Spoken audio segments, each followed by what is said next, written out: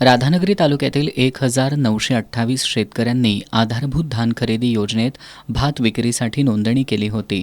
मात्र शासनानं तालुक्यासाठी केवळ 5,700 क्विंटल इतकीच खरेदी मर्यादा निश्चित केली होती. ही मर्यादा पूर्ण झाल्यानं खरेदी अचानक थांबवण्यात आली.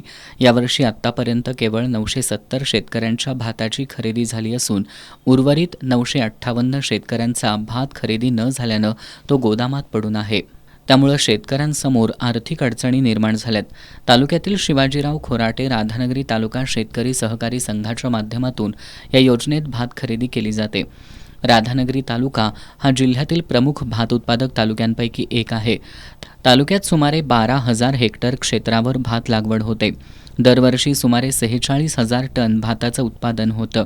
अशा मोठ्या उत्पादनक्षम तालुक्यात शासनाच्या धान खरेदी योजनेतून अत्यल्प प्रमाणात खरेदी होत असल्यानं शेतकऱ्यांमध्ये नाराजी आहे. तालुक्यात अजून किमान 5,000 क्विंटल भात खरेदीची गरज असल्याचं शेतकऱ्यांचं म्हणणं आहे.